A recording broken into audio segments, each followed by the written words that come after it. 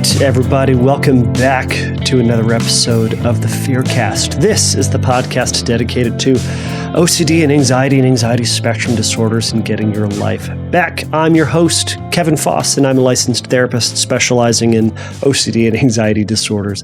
Thank you all so much for joining me today for today's episode. Today's episode is probably going to be a bit of a short one, so kind of a quick one. I've got a little bit of time, so we're going to throw one together. So first off, if you are new to the podcast, this is a question and answer based podcast where you get to send me questions about OCD and anxiety, as you can probably imagine. And I will likely read it, consider it, and put it up on a future episode, as I'm doing today.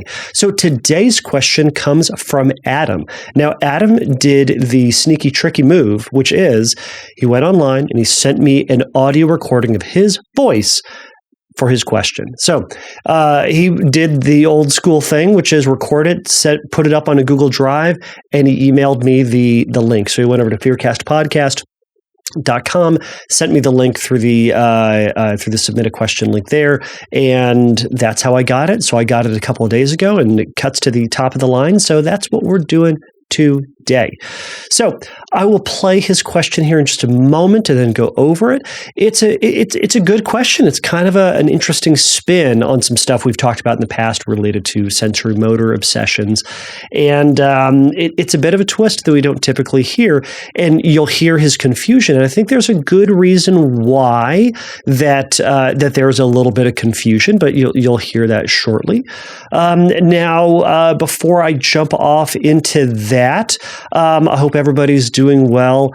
I guess the fires have slowed down in Southern California, which is fantastic. I know they're still moving. They're still doing stuff. I know the firefighters are still doing their darndest to try to get the perimeter around it in the various places, but it is slowing down. We're hoping for rain, I guess, but we're just hoping for things to slow down. So for all of you who had Southern California in your thoughts and prayers, we genuinely appreciate it. So let me get off to Adam's question, and then I will answer it. I suffer from sensorimotor OCD since a few years back. However, I've recently run into a new problem, and I'm not sure if it's related to my sensorimotor OCD or if this is something new entirely. For context, my OCD has usually been focused on my breath and bodily sensations like the feeling of fabric on my clothes and skin.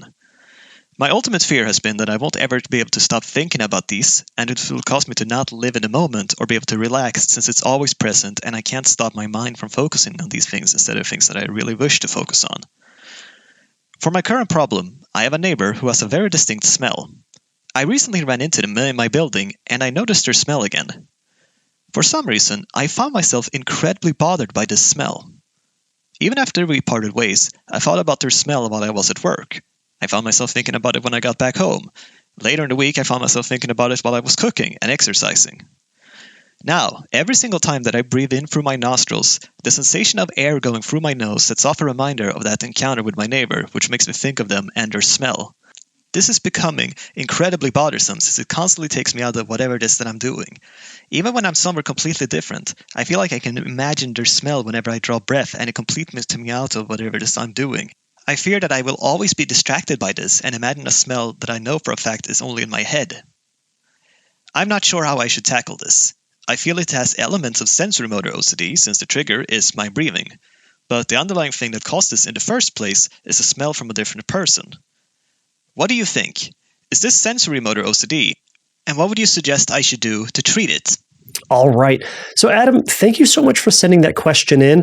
I really appreciated this question. I think that you were. I heard in your question. Well, first off, I don't know if anybody else thought when it first started, it sounded like AI. It sounded like that kind of recording that just it has that AI vibe to it.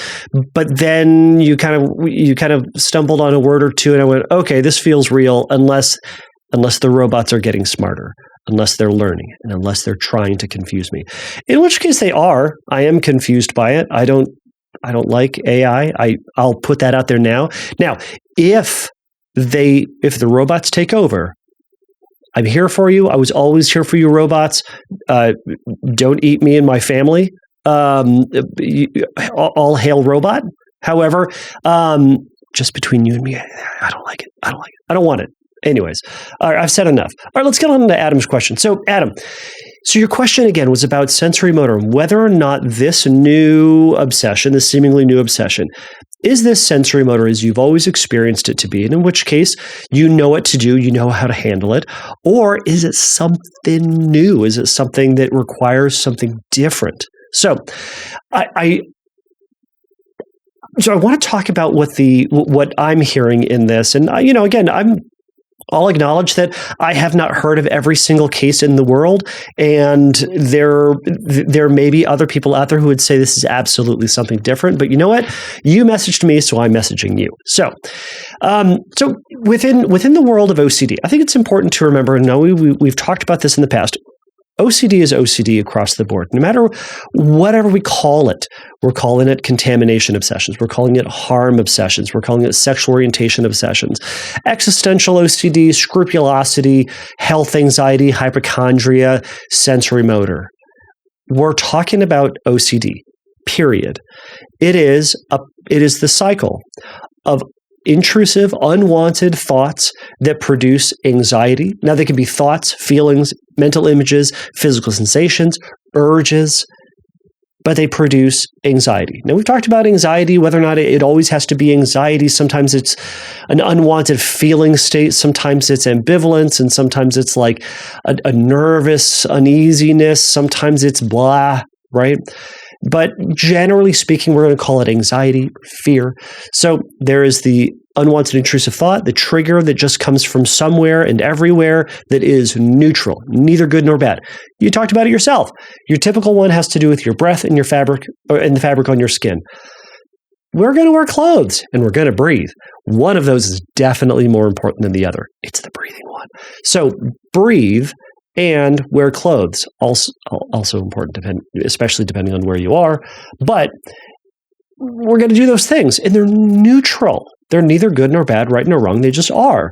I think breathing is important. I'm biased. But that's what's going to happen. So it's going to be this intrusive thing. It produces this thought, oh no, what if blank? Or if blank, then blank. And now we don't like the blanks in that, and that produces this sense of anxiety. Now, we would rather feel good rather than bad, so we're going to try to do something to make sure that we feel good and healthy and safe and right again, or we just don't want that story to happen the way that it's saying. So that's where the compulsion comes in. The compulsion is going to be anything that we might do to make sure that the story doesn't happen, right? For a lot of folks with sensorimotor, it's going to be avoidance. It's going to be don't have the thing, don't have the thought, don't have the experience. Sometimes it's going to be trying to wrench your attention and force your attention back to the present, or force it back to something so you don't think about that other thought, or so you're ensuring that you're having a good and happy life. Sometimes it can be kind of magical associations, right? It can be tapping, it can be counting, it can be prayer, it can be other sort of things to try to get the attention away from whatever that thing is. Okay, and it can be anything under the sun. Now, once you do that, you feel better. Oh, good. I was able to get my attention back to this thing. I'm fine. What we inadvertently do is we send the message that whenever we get this distraction, this unwanted thought, this unwanted feeling, the awareness of this sensation, this is how we deal with it. We deal with it through prayer or tapping or avoidance or thought suppression or whatever the compulsive means was. Remember, the awareness in the question was neutral. The awareness in the question, in and of itself, isn't a problem. It's simply an awareness in a question. But the secret power that anxiety always has is that feeling of anxiety, that discomfort. And it's going to wrench you back in oftentimes. So that's where I often say OCD isn't really a thought problem, it's a feeling problem. How do we deal with and make space for that uneasiness, that discomfort, that anxiety in whatever that feared story is? I'm never going to stop paying attention to this. Okay, now I've rambled on too much. So when it comes to sensorimotor, we can think about it as this kind of hierarchical umbrella type of thing. Okay, so at the very top, we've got OCD. OCD, under the umbrella of OCD, we have all those little subtypes that we just talked about. One of those sub-umbrellas is going to be hyper-awareness obsessions. Now, hyper-awareness is going to be just a general catch-all for being over-aware, very aware of your surroundings, or very aware of some things. Within hyper-awareness, you can often have awareness to sounds around you. So sometimes it can be, the clicking on or the clicking off of the air conditioning system. It can be the sound of your chair, that squeaky wheel sort of thing. It can be car horns that are around you.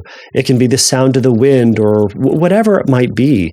Now, within that, it can also be stuff within your body. Now, I think to a certain degree there can be there could be a good argument that phonophobia or misophonia might be under this umbrella as well. Misophonia being think about miserable, right? Miserable, phonia, phone, sound, right? So sound that just freaking makes you miserable, right? For me, it's when somebody is sitting next to me eating carrots. It grades on me. I'm sure there's a sound like that for you out there, or for other people out there, maybe not just for you, Adam, but other people. So that's misophonia. Phonophobia is often going to be a sound that produces a sense of fear, right? And there can be a lot of things related to that. I think to a certain degree, you can think about as, fireworks can, produce a kind of a PTSD type of response for some folks, but it can generalize to just loud sounds that activate someone's fight or flight system. Anyways, that's a whole nother topic. But so we've got hyper-awareness that can be a lot of things. Now, hyper-awareness can also be a hyper-awareness of thoughts, right? This is where kind of the metacognitive obsessions can come in, where you're really aware of that internal, monologue, internal, potentially dialogue, internal, whatever it might be. You're aware of the fact that you're having thoughts, and you're aware of the fact that you're aware of having thoughts, and it's turtles all the way down. Within that as well, we have sensorimotor. Sensorimotor is a broad term that just describes our awareness of our body and our motions in space, right? And what our body is feeling and doing at any time. So for you, Adam, it sounds like you're already aware of this. The feeling of fabric on your skin, you're hyper aware of what that feels like, right? You're hyper aware of your breath. Now, for some people, it can be the frequency of breath, the depth of breath, the intensity of the breath, the sensations related to breath. Is it coming through your nose? Is it breathing right? Is it breathing wrong? Right? It can be a lot of things, right? For some people, it can be their swallowing. It can be their blinking. It can be just the motions. It can be little itches. It can be the feeling of their scalp. It can be a lot of stuff. So I think what you're having right now, you're talking about a traditional awareness of sensorimotor.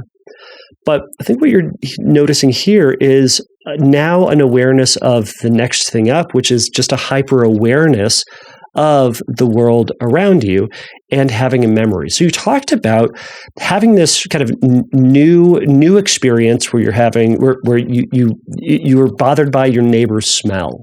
Okay. Now it got me wondering, First off, what do they smell like? I'm very curious. I'm sure a lot of everybody else is too. So we have this. You had this experience, and then it kind of got stuck in your craw a little bit. It sounds like it was an interesting, odd, different smell than you're normally used to, and so your brain is trying to figure it out or trying to understand, or at the very least, some question occurred in your mind that your brain grabbed onto. Some thought happened and grabbed onto it. So I was kind of wondering about what is it about this smell or what are you doing in relation to this smell? Are you trying to place it? Are you trying to figure it out? What is it that's making this smell? Are you trying to compare it to other smells? Or is it just simply put, you are bothered by the smell itself? Or, as I think you alluded to, you're bothered by the fact that you're bothered by it, or you're bothered by the fact that you're aware of it. Okay, all those things can occur. This sounds to me like just another manifestation of hyper awareness, which is, sensorimotor's older brother, or bigger brother from another mother. It's a different related thing. Remember, it's all just OCD.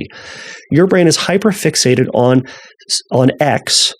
You don't like X because the hyperfixation on X means blank. Well, I don't like blank, and I don't want blank to happen to me. So I better do something to make sure that blank never happens to me, or at the very least, I can stop focusing on X. Oh my gosh, how do I do that? I'm going to do all those things to make myself feel better. I'm willing to bet you've stumbled on a couple of things that have gotten you there.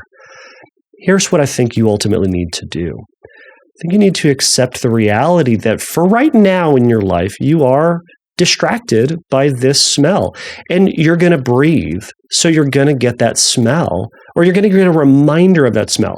You said that smell is occurring in your mind because it's not occurring, that smell is not shoved up your nose and chasing you around. If it is, you've got bigger things to worry about. But it's there. So there's a memory and there's a thought that is bothering you through this association when you breathe. So I don't think the answer is breathe as an exposure. I don't think the answer is go become best friends with this person so that you can habituate to this smell. Sometimes there are smells that bother us, but I don't think the smell is a problem that needs a solution. That person smells the way they smell. Everybody smells different. So I've been told I don't smell very well for a lot of reasons. So people smell. I've been told people are smelly. I can't really tell. I've had people tell me that they will fart around me a lot, and I just don't know unless I hear it. And I can hear it, but I'll never be able to smell it. Anyways, that was way too much information for all y'all to know about. All right, so what do we do with the smell? I think the fear goes back to the same thing that you were worried about with the breath and the skin. What if you won't ever be able to stop thinking about this? And what if you won't be able then to enjoy life now because of this smell or the memory or the thought of or the association to this smell? Whatever you are doing, if you're working with a therapist, whatever you're doing with them, apply those approaches to this too. Now, if you're not currently working with a therapist, I think one of the ways that you can do this is to one, challenge the importance of this thought for yourself. Is it genuinely necessary to fight this thought, to be concerned about it? Now, I'm willing to bet, because you've messaged me and because you have a very rational mind, you probably said, no, there's no reason for me to be thinking about this thought any more than I already am. Great. You might also say, because it's not a problem, there's no reason for me to do anything about it, though anxiety will convince you otherwise sometimes. So we're trying to say this thought can be there, this awareness can be there, and this distraction, while distracting, while obnoxious, is there. So what do? We tolerate the reality that we're going to get distracted by things. And for right now, your distraction is the memory of that smell. So how do we practice being distracted? Well, you can do a couple of things. You can set up Post-it notes around your house. You can write smell on it. Post it up all over the place. If you live with other people, give them 10, 20 Post-it notes and say, hide these in various places. And as you live your life, you're going to open a drawer and there's going to be the smell Post-it note. It's going to be a distraction. And you're going to go, oh my gosh, it's distracting me. Yeah, it did. And then your job, once you get that distraction, isn't to get pissed off, to get angry, to get annoyed, to try to fix it, whatever it might be. It's to say, oh yeah, that guy's smell. Okay. Oh, anyways, that neighbor, he got me again. And then you keep living your life. Intentionally, calmly, compassionately redirect back to your life. We're going to get distractions. And then we keep moving on. I will periodically, you've heard me complain in the past perhaps about my back. Periodically, I feel it. It's been feeling a lot better lately for a number of reasons. And periodically I'll move in a way where I go, and it gets me, and it hurts. And it does hurt. And I go, oh yeah, that's right, my back. And it's a gentle reminder that I can be careful with myself. But I don't need to celebrate it. I don't need to call my doctor. I don't need to immediately stop what I'm doing to go stretch. I straighten up and I get back to my life. Think about any other distractions. Think about a boyfriend, a girlfriend. Think about a cousin, a neighbor, someone, something that bothered you from the past. Periodically, we're going to get a reminder of those things. What do we do with that? Nothing. Nothing other than to say, thanks, brain, for the reminder, but I got other things to do. And I'm going to go do those things. Another thing you can do, and I like this at this exposure, this is where you can get something called the Yap app, or just a general, a random reminder generator. What this does is you grab your phone and you download this app and you put in, maybe you want to put smell, or you want to put stank, or you want to put neighbor in it. And you can find these various apps. The Yap app, if you have an iPhone, is one of them. And you put that in and you say from what hours you want this reminder. You say how many reminders you want to get during those hours, and it will randomly text you. It will pop up, it will look like a text, and it will say stank or neighbor or, again, whatever it is. And it will be a distraction. I would encourage you for a time that you would put it on, you would put your phone on, I suppose. You can make a sound, not silent, the reverse of silent. So you are distracted. Good. The goal is we're practicing flexibility and fluidity with distractions.